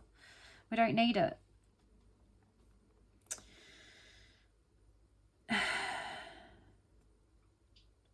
It's the truthfulness of the context in which she says it, that has been drawn into question now for us. I don't believe that this was the first time she saw him in the lunchroom. It may be somewhere she saw him, that may be true, but she's talking about the first time she'd seen him before he came into her office one day randomly with all these other people, and I don't believe it. I don't believe it. And she's not even done yet. She's not even done explaining that. We're done for today. We're done with this part for now, because I can't cope with this woman anymore tonight. My brain is turning into mush. And I'm starting to ramble, and I can tell when I'm starting to ramble a little bit, it's because it's all sort of blurring together. The language is all blurring together because it's so full of crap. Like there's so much in here. And it is very draining. So I'm going to finish it there. So up to here. I'm going to finish it there for tonight because we're at about the 2 hour mark anyway. And we'll keep them around 2 hours. I don't really want to make them longer than that because it's a lot. And I talk a lot. And I don't want to ramble on too much. But this part is bothering me as well. But it could just be because this isn't when she first saw him. And because she's sensitive about that, she's over explaining when she saw him. It could be, like I said before, that there's she doesn't know what they know. So she's trying to cover her bases in case there's information or evidence or something that's verifiable, or a witness or something comes up, or she's aware of something and she doesn't know if they know about it or if they might find out about it, that she's just trying to make sure that they know that she'd seen him before this, and that, maybe she met him earlier, and all she's trying to keep it very vague margin of error, like I said before, I think, just to cover her bases. So we might just touch on that again next time if anything new comes out. Otherwise, we'll start from the next line. She's still talking about seeing him and never talking to him. This is just there's so much. But, you know, some of these videos are going to maybe not be that interesting to everybody. Some of them might seem a little bit boring. Some of them might seem a little bit like the same thing, dragging on a bit. But it's getting through these parts that drag on a bit that get us to the parts where the information comes out. Like, I've gone over these things before, and some of we had a bit of a breakthrough in the previous video. I can't remember which one, and it's something just popped out, and I hadn't really noticed it before, right? And it was the gas monitors, right? It was gas monitors, because I was at the point where I am a little bit now tonight, where the language is, I'm just sort of repeating the same things, and I'm staring at the language, and nothing's coming out to me. It's draining. I'm drained. She's killed my brain for the evening. I have to stop, and I have to come back to it. And then when we came back to it in the video, that's when we saw about the gas meters and the field operator and the oil wells and the gas meters, and then the personnel, and then all of that stuff. So that, I think, is really important. I think that's a real big red flag, that one's really important. And I'd like, I don't know if there's any information about the details of that, of if the gas monitors had anything to do with the alibi, or why he was out at Survey 319 on Monday morning, or anything like that. But the gas monitors are so sensitive to her, and her, not just the gas monitors, but her being associated with the gas monitors. Like, she's trying to distance herself from the gas monitors. After she mentioned it, I think she was like, oh no, and tried to then distance herself from them. So that was massive. I didn't even notice that the first time, because I'd been too drained, and I kept going. So we're going to stop now. Thank you so much for being here, if you're here. And there are some people here, because there's a few views on every video now, which is really cool. So thank you so much for being here. I don't know if you're listening to the whole thing, if you're skipping bits, and like, however you want to listen to it is fine by me. Hopefully we'll find our little community and build our little community, and we can discuss things, and hopefully we can get some comments happening and some conversations going in the comments. Maybe we'll do some lives in the future. I don't really know. I'm really happy that I'm finally doing these videos and getting this information and this analysis out there. I think it's fascinating. I know there are a lot of people that are interested in what information can be extracted from all of the garbage that she was spewing. So meanwhile, she's trying to not give any information out, while she looks like she's giving information out, and she's giving so much information out. So I'm just really happy that there are some people watching this. Hopefully you find it as interesting as I do. And I'd love to hear from you in the comments, just your opinions, your theories, questions, maybe if you think you've picked up on something that I've missed. I'd love to hear it. I'd love to hear from you. Because I'm a massive geek for this stuff. I just nerd out on this stuff. And if someone asks me about this, I will literally talk about it. So nobody asks me about it. And that's kind of where the channel came from. Nobody asked though. So I'm telling you all this, but nobody asked though. But that's okay. No one needs to ask. I'm just doing it anyway. And even if no one was watching these videos, I'm still enjoying making them, because as I'm doing these videos, more information is coming out. So it's good for me too. I'm going to stop. I think I'm overtired now. I'm starting to just ramble. I really appreciate you being here. Thank you so much. I look forward to seeing you in the next one. I look forward to hearing from you in the comments. Please like the video. Please subscribe. Share the video if you think there's someone that would nerd out on this stuff like me, that might enjoy it, or someone who's on Watts Island and might enjoy just digging into Nichol Kessinger's interview. Let's see what we can find. Maybe she'll even watch this. And if she does, unfortunately, there's nothing you can do about it. It's just the speed of transmission. If you talk, you're going to give something away. So, yeah, and unfortunately, you just love to talk. Or fortunately for us. Anyway, everything I've said in this video is purely my opinion. It is all alleged, and anyone who is not judicially guilty is judicially innocent. Thank you very much for being here. See you next time.